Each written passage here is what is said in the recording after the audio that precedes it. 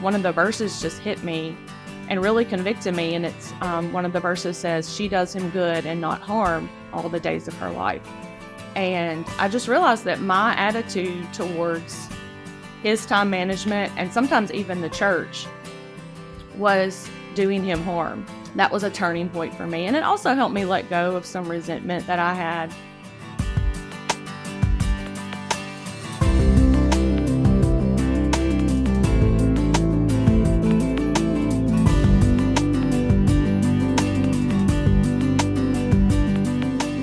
Welcome, everybody. Today on the show, we have Ben and Lindsay Skipper. He is the senior pastor at Cartersville Baptist Church in Petal, Mississippi. And I actually met Ben through my work at Visioneering and thought they would be an interesting interview. He has a ton of energy. He has a lot of spunk. I mean, it was a fun interview. And we got to meet Lindsay through this process, and she was his match. And absolutely. What I love about this interview is I love how humble he is about time management. Like sometimes you meet people and they're like, this is the way you got to do it. Mm-hmm. And as a pastor, flexibility is the key. Mm-hmm. And I think he came across as someone who really wants to manage his time well, but it's a struggle. Yeah. Well, and the thing about this episode is that there's a second one with a different pastor in a few weeks. But we wanted to get some different pastors from different contexts of how they manage their time.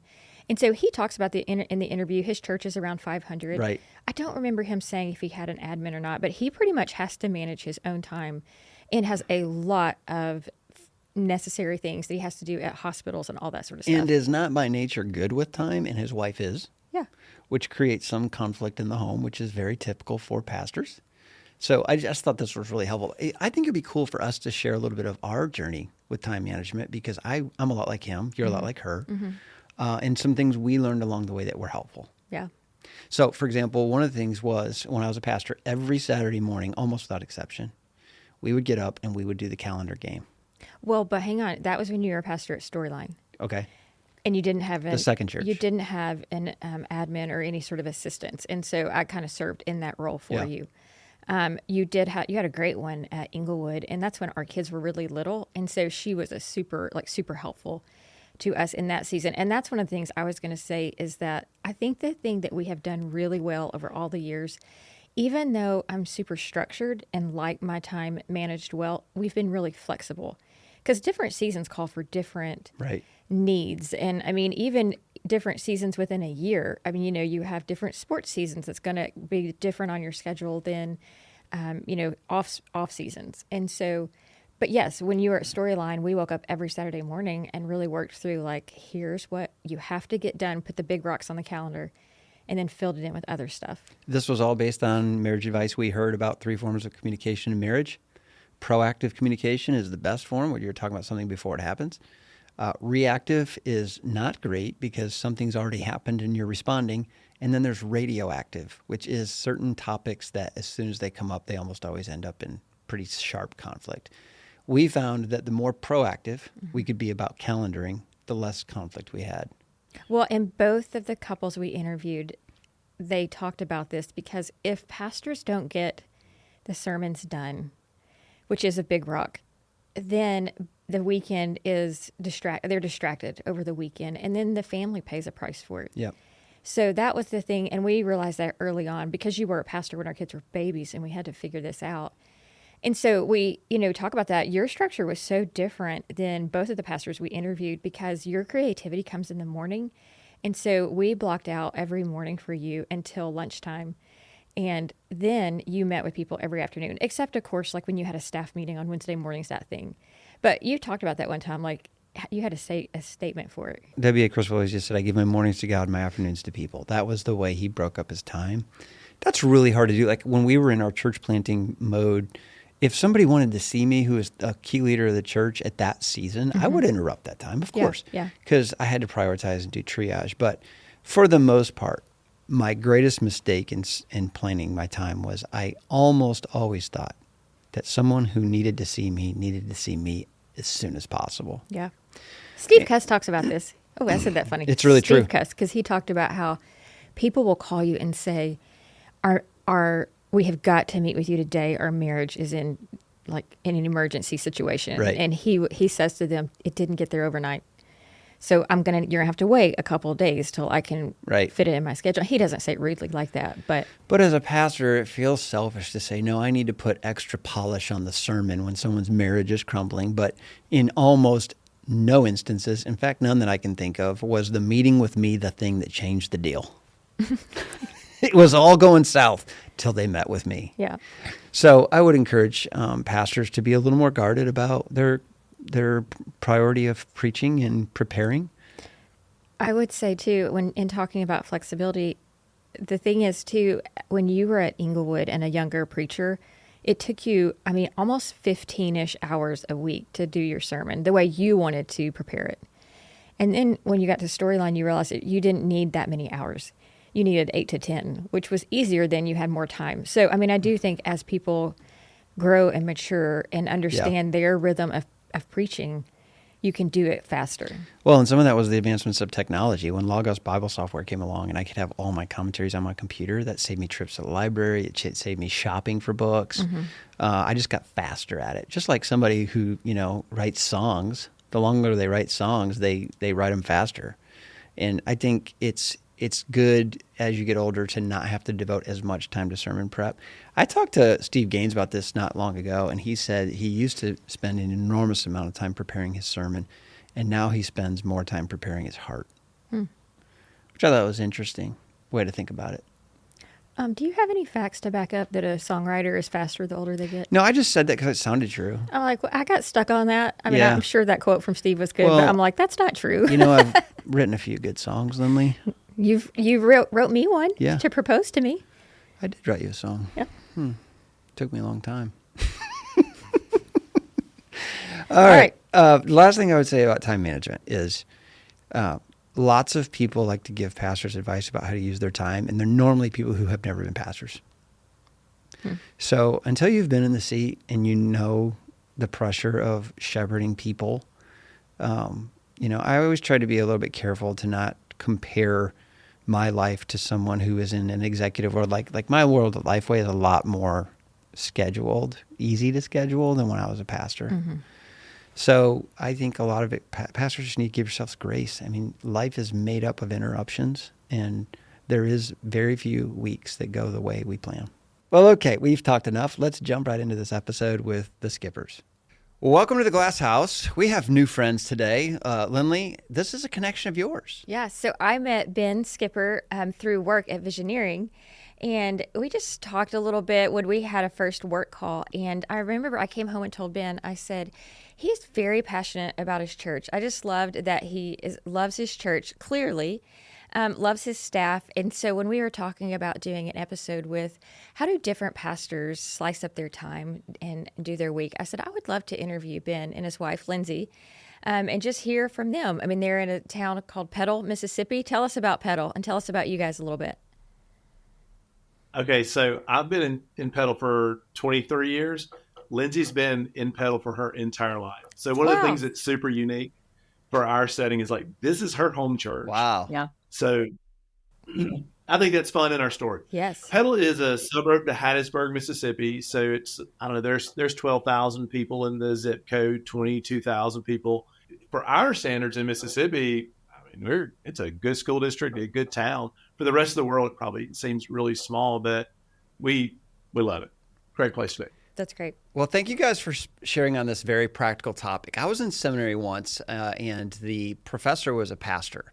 And I remember him saying, let me tell you guys how I slice up my week. And I just remember it being one of the most interesting discussions because it was so radically different than how I would have sliced up my week. And I think no two pastors do this the same. No two pastor families do this the same. So Ben, let's just start with you. What does a typical week look like for you? Sermon prep, staff meetings, hospital visitation. Is there a typical week? No, that's my first response, Ben, is I don't feel like there ever is a typical week. I'm going to do my best. In fact, I work to narrate this out some.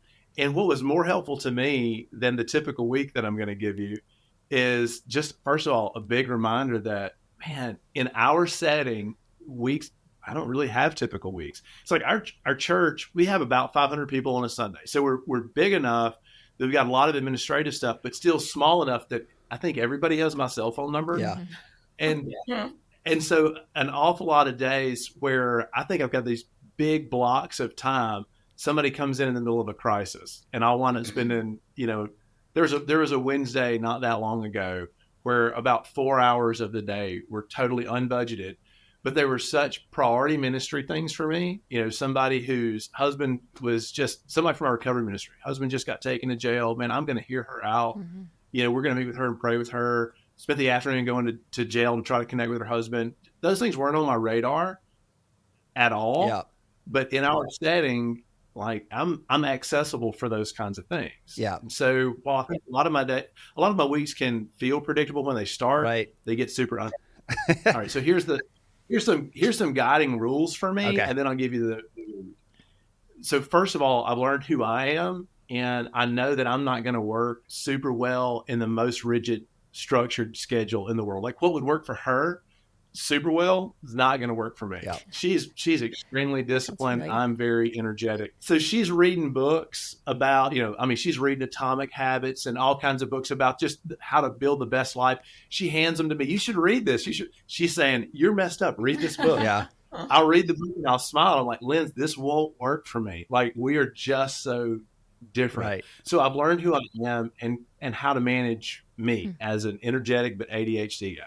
Welcoming people and building people into the week, being able to sort of ride the wave towards productivity, I hope sometimes. So a couple of things that I guess are more guiding lights for me than a typical week is I want my ministry to have some semblance of what Jesus did. And I'm sure that Jesus had a plan when he went to villages, and I realize that as omniscient, like he knows what's going to happen. But for Jesus, like he was interrupted by people. And I don't want people to be an interruption to me, right? He was always welcome that. He saw people, touched people. And there are moments where I feel overwhelmed by administrative load or, hey, I've got to finish policy and procedure manual things, or I've got to send some emails or get some committees ready, or I've got to work on the next teaching prep. And somebody comes in, maybe a staff member, maybe a deacon, maybe somebody who's grieving. And I never want that to feel like they interrupted my day. All right, let me stop you right there. So yes. I'm you, and Lindsay and Lindley are the same. So the only challenge with this is it's Thursday, Friday. I still don't have my sermon done. And Lindley's looking at me like, we have plans this weekend, Ben. Like, when are you going to get the sermon done? Like, is that Lindsay, talk to us. That never happens at our house.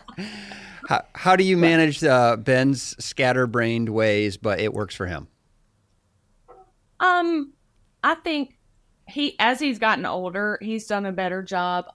Fridays, normally he has off. Now, a lot of times that Friday might be, we had a funeral today, or, he had to run into the hospital to see somebody because of an emergency or whatever. But a lot of times he can use Friday as kind of like a catch-up day for sermon prep. But there are some times on Saturday late-ish that I look up and he's studying. And our kids are old enough now that, we can kind of make a quiet time for Dad for that to happen. But that definitely was harder when our kids were younger, when the kids are running around, and it's kind of crazy. And sometimes he would just come back up to the church to get some quiet time and do some sermon prep. Yeah. But I feel like as he's gotten older and more focused, he is doing better at that. That's good. So. I think we also sort of learned our family rhythms. Like I feel like I know how to look at our family rhythm and say, hey, this is sacred. Don't mess with this. Like if there's something going on in our family that I feel like, hey, this is connective. It's high priority. And I kind of know when those things are. And I also know when, hey, the boys want some time alone or they're doing schoolwork. I've sort of learned to recognize in our family rhythms when I have permission to step back and engage something for church, and when I don't need to, when I need to prioritize family kids. I think that's become more obvious to me. It's good. How old are your kids now? We have 3 boys, and they are 13, 15, and 17. Okay. They're all in the youth group. It's a hoot. Yeah. I bet that's really fun. We left church or pastoral ministry when our boys were in middle school, so they're not in the high school youth That's group right. under Dad's leadership. Well, getting back to the time thing, Ben, say a little bit more about what day is your staff meeting and how much time do you spend one-on-one with staff and all that? So I sketched out a week for you because you asked, and I thought, all right, what would it look like? So I said Monday is mostly like reflection and connection. It's coming out of a Sunday with the overflow in your brain, right? Who was a guest yesterday? Who was struggling yesterday when I saw them? I need to check on some people. What staff members do I need to go and sit down with today to say, hey, man, I heard what you said. How can I help you with that? How are you? So Monday I come in, and sometimes I'm reflecting on the sermon. Hey, I like what I taught, but if I ever teach that again, I'm going to teach it differently. Right. Or I've never considered this. And so Monday, I'm sort of unpacking spiritually and in biblical content, unpacking my brain, and I'm connecting with our staff, our church people, following up with guests. We're doing whatever we need to do there. Tuesday, that's mostly administrative. That's staff meeting in the morning. We have so I kind of just block Tuesday out for staff, and then if somebody wants to go grab lunch out of the staff, that's always a good option.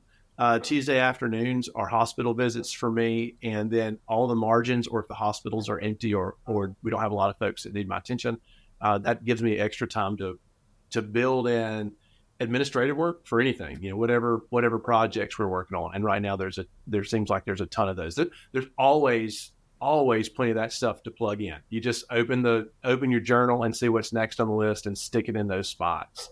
And those to me get the open windows typically for me. People and biblical content get the priority windows, and those get the windows that become open during the week. Okay.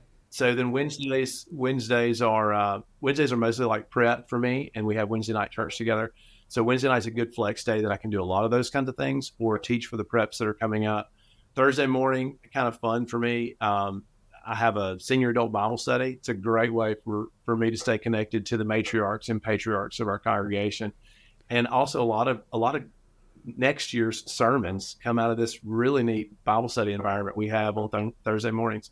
So I usually try to first thing Thursday morning, meet with somebody. Today it's you guys, but sometimes I can meet somebody for breakfast or coffee, and then do my prep for the Thursday Bible study, engage my senior adults, and I'm back to the hospitals on Thursday. I have Tuesday and Thursday. I give the other days to other staff members. So and then Thursday wind down is mostly sermon prep or whatever was the most important thing that didn't get my attention earlier in the week. That's kind of the shell of what I'm liking week to look like. How many services on Sunday do you have? We have one service, but hey, I teach Sunday school. So in 2 weeks I'll have a deacons meeting. I teach Sunday school, then I preach, and a lot of times we use Sunday lunch as a kind of a priority time for meetings. We have several task forces that are working on special projects for some of our committees. The best time for them to meet is we bring lunch in or prep a lunch and have a lunch meeting right after church. One of the things that's in our community, I think that's pretty distinct is we're super busy.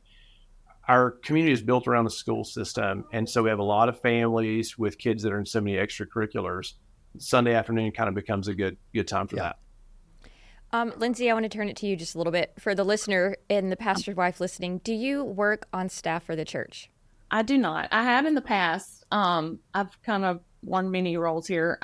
As Ben said, this is my home church. I grew up in this church, so that's kind of unique. But I have served as our weekday preschool director for almost 10 years. And then I've also served as children's minister for a short time. I currently don't work on staff. And I teach piano lessons a couple of days a week and have some other little things that I do. But we homeschool, so I homeschool our boys.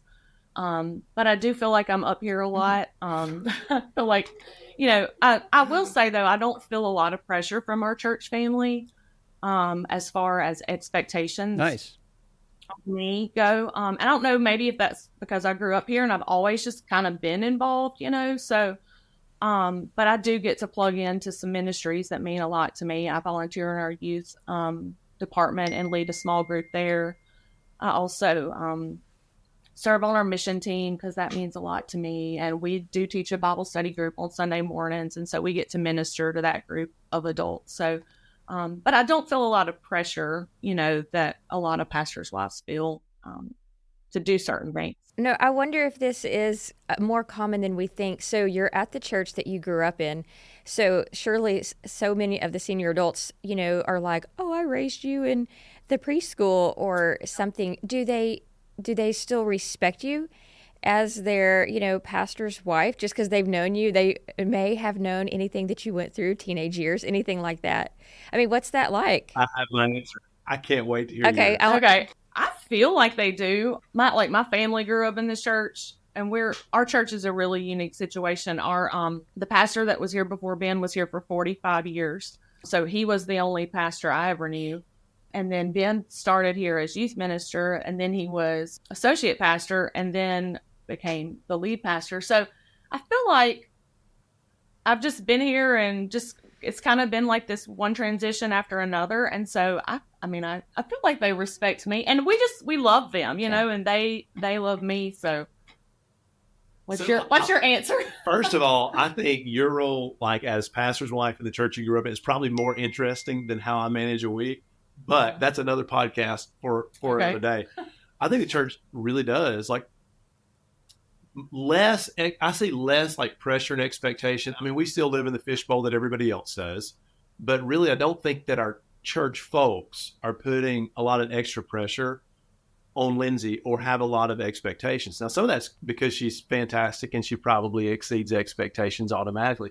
Like Lindley, that Facebook post yesterday for her birthday, tons of those comments were from church members who think the world. That's sweet. And so I think that our church values your voice. Like I think in the years that they've had to watch you, like they've seen your authenticity and they know that you love Jesus. They're super proud of you. And I think like when Lindsay speaks, people at church, like a funny story for us, like our pastoral transition was really unique, very unique. Another story for another day. But when it was really wrapping up, the committee interviewed me one night, and I had my interview, and man, I was emotionally thin. I was worn out and tired. It was a good interview. It was fine, but I didn't have a lot left. The next night they interviewed Lindsay. I don't know if that's common or not, but it was our story. They interviewed Lindsay. Lindsay's interview was 1,000 times better than mine. And I think it's a good reflection of who she is and who she is to this church. That's great. Like I love this church, and I think they love me, but I tell you, they really love Lindsay, and for good reason. In one of our earliest episodes, Paul Tripp said something that's really stuck with me. He said that fruitfulness is the result of longevity. And, since we're talking about time here, it's interesting your guys' story about how you relationally, there's compound interest. The longer you stay at a place, the more time people get to know you, the more trust is established. Like that's really an interesting dynamic you guys have in terms of the length of time you've known these people, which is really a blessing. Well, going to the time thing, what's the hardest thing for you, Ben? It sounds like you're very relational. You're very hands-on. You're very responsive.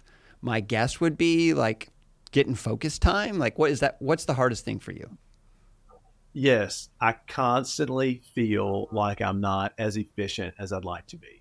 In fact, for our staff meeting for the last 2 years and in a group of guys that I pray with on Mondays, sort of my consistent prayer request is I'm just on the downhill side of midlife right now. I've got half of my life left to use.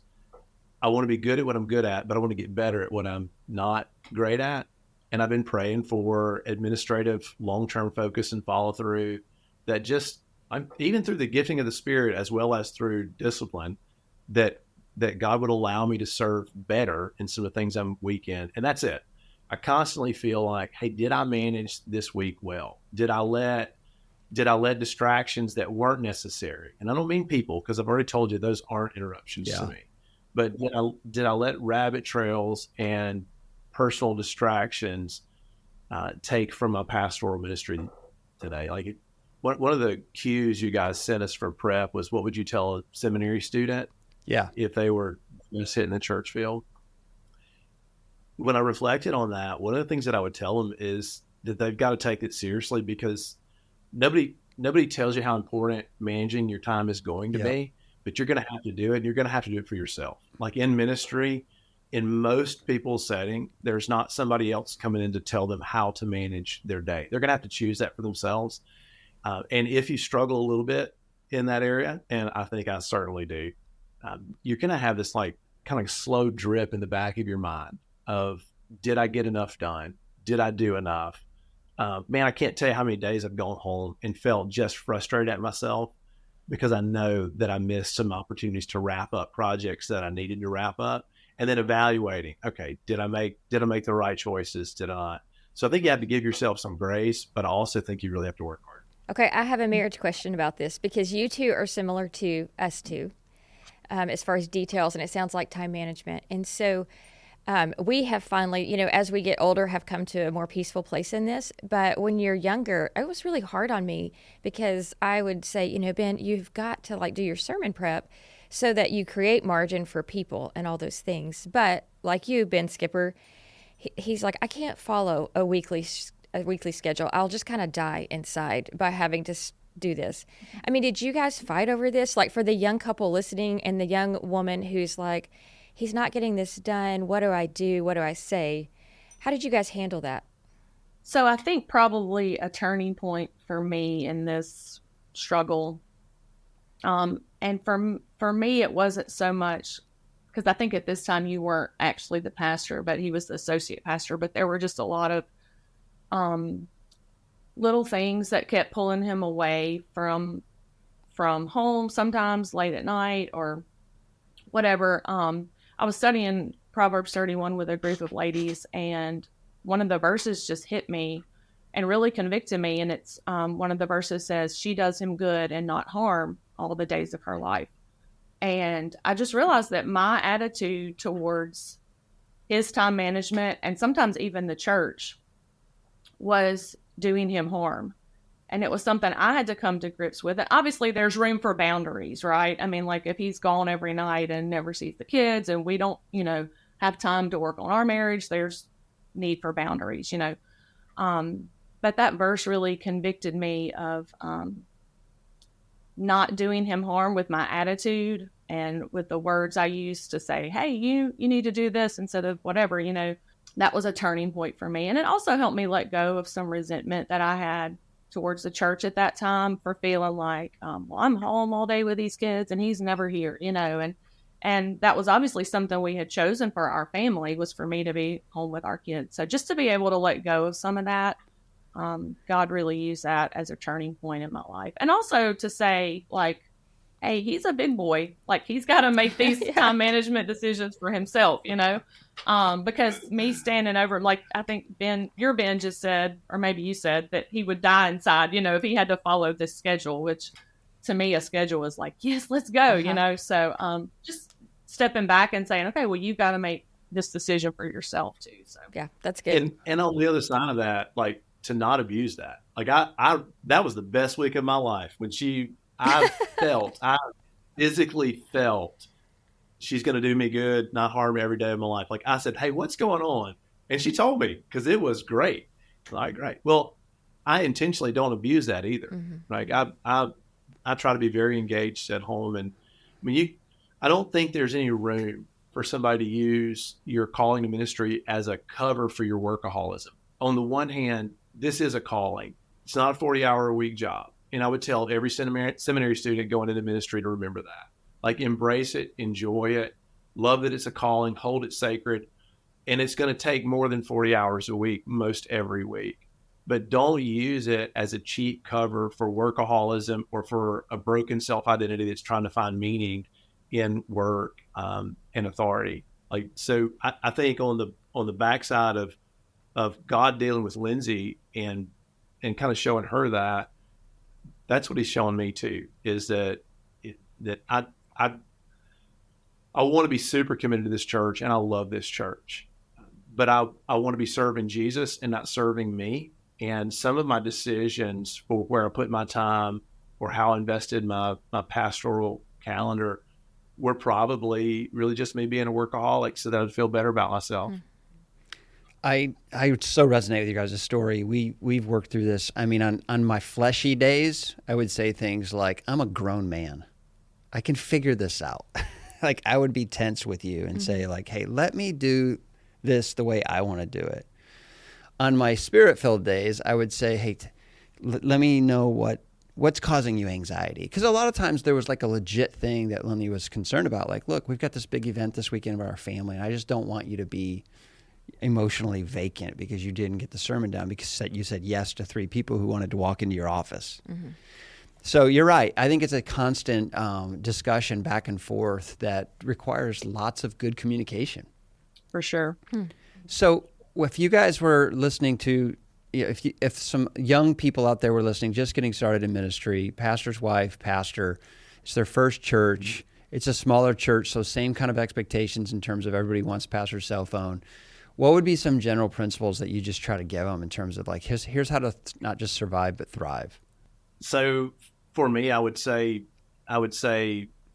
find a mentor, a wise pastor that you trust, who gets you, who cares about you, and check in regularly, especially around your emotional maturity, your self-identity and self-esteem.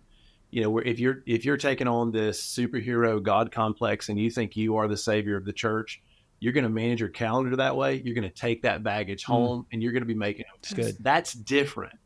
That is different to me than somebody saying, hey, I was called to this. I'm going to sacrifice for it. I'll do whatever it takes. Both scenarios require lots of time. Both scenarios might put you out a 50-hour or 60-hour week, but they do it totally differently, in my personal opinion. And so my first thing would be there's no book on it that I could recommend. You might have read it. There's no book on it that I could recommend. There's no seminary. The seminary classroom, like the slides on those pastoral ministry boards that are telling you how to do your sermon prep starting Monday morning at 8:00, they don't work for the ADHD guy. Like nobody's teaching that stuff to me in seminary. Had some great professors. I don't mean that as slight to my seminary. I loved it. But I would say find somebody, a person, a mentor who can walk with you through this, and especially with a keen eye towards your commitment in light of your self-identity and your emotional maturity. Make sure you're not just using this as a smokescreen. You do need a high commitment. It is a calling. But don't let that be an excuse for bad behavior, bad thinking, or for a guy not believing the gospel and leading into it, trying to create a self-righteousness, a works-based proving of your faith. That would be my advice. What's yours? I think I would say to have some boundaries. Because I don't think we did that very well when we were first starting off in ministry, as far as like time management boundaries. But then also you've got to be flexible, right? Because like if, you know, a family in the church loses a loved one and we just sat down for dinner, I would look at him and say, you should go do that, you know?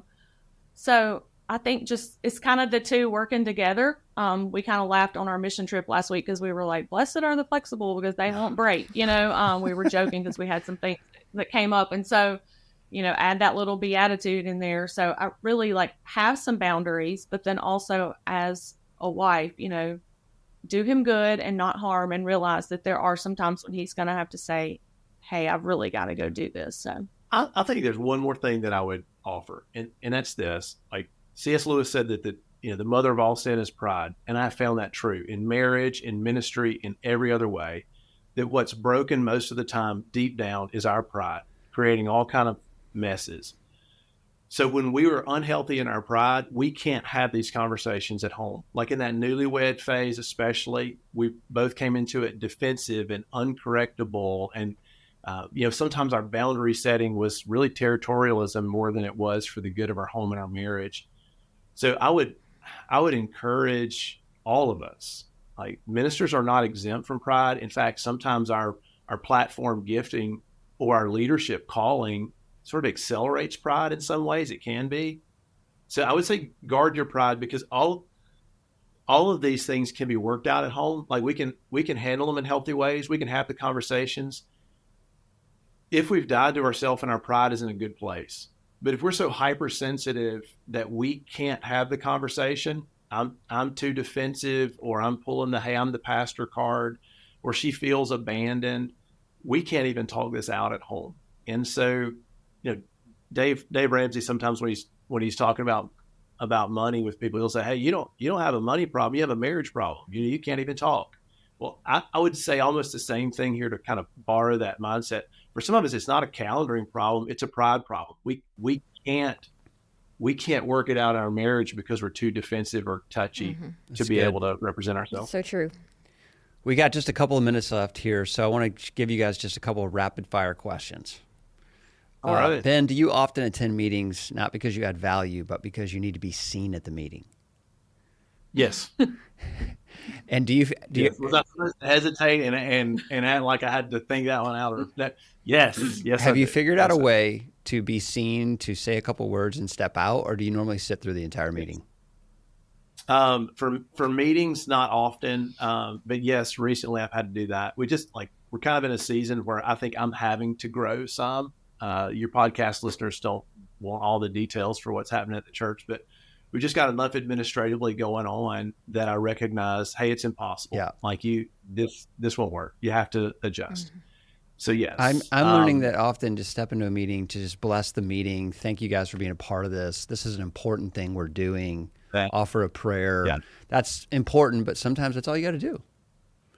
Yeah, that's right. And if you think, I think early phases of that, whoever you've asked to lead the meeting, you prep them with your 2 cents and your thoughts, and you debrief the next morning to find out what you missed. You also have to have some trust in your team, who's going to lead that meeting.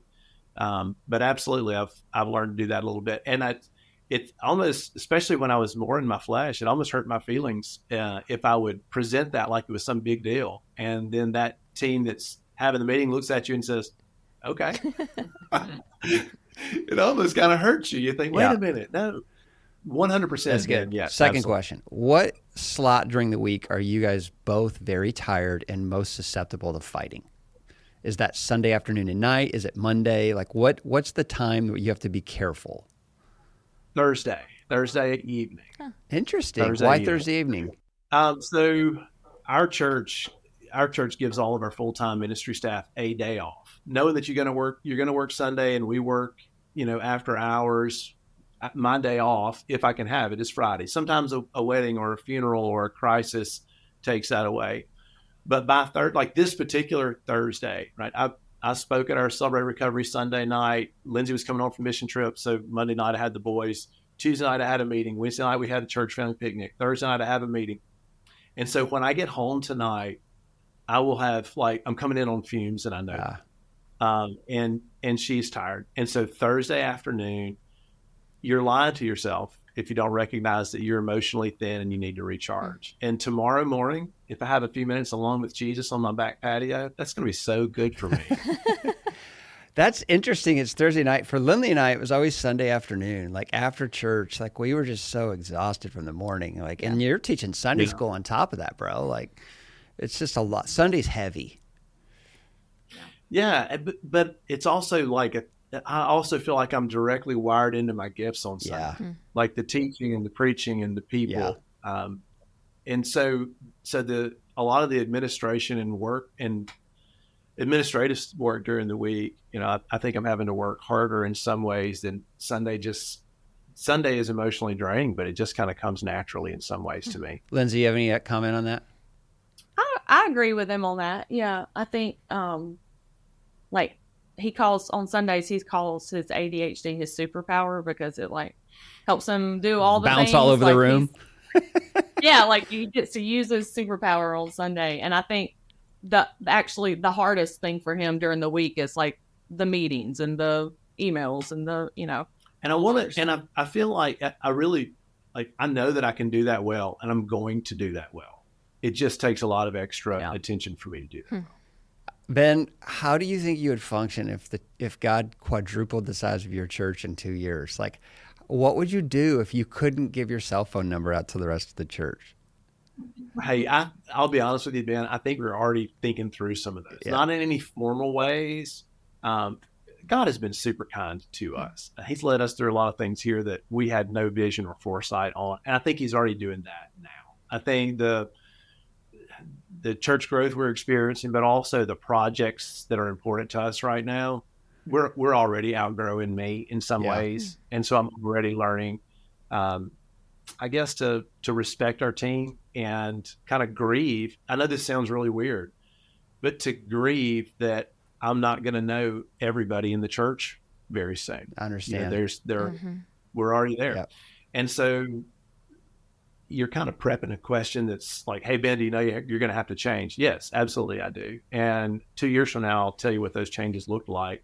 But I already sense kind of the beginning of, hey, I don't know that person, or they're going to call this staff member instead of me, most likely, if they need something. And I love it. That's great. It's terrific. You know, we're already having meetings where I'm not leading them. I'm already giving some of our administrative committees to other staff members to be the direct leader for those groups. And that's not so much great planning on my part as it is, we're just in a season where I knew it wouldn't work any other way. But I think it's going to be great preparation for the future for us. All right. This is the last question. It's an easy one. Are you good at managing the time that you preach? Yes. I say that I am. What would you say? I think he is. There are some Sundays when I'm like, well, you talked for 5 minutes before you got to the passage or whatever. And a friend of ours, so just for all you pastors out there, a friend of ours told us this advice several years ago. Shout out to Anthony McCullum. Yeah, so he says, preach strong, not long. So it's for all you pastors out It's there. so true. Amen to that. It's so true. Lifeway Research just did a research project and surveyed pastors on how long they think they preach, and then surveyed the congregation on how long the pastor preaches, and they were not the same estimations. Oh, definitely. It's 35 minutes. Very good. And that's when I say yes, I'm aware. It's because I'm not telling myself I preach 27 minutes or 26 minutes. Like it's 35 minutes. There's a clock on the back of the wall, and I am keenly aware of it. It sits on me like a 100-pound weight. That's good, though. Guys, this was such a great interview. Thanks for giving us a little of your time this morning, and I hope it doesn't exhaust you in your Thursday night exhaustion. No way. We're good. All right. Well, great to meet you guys. Thanks for having us. You guys are a breath of fresh air. I'm super proud of your leadership. Both of you, you're doing great things. It means the world that you let us join you for a little while.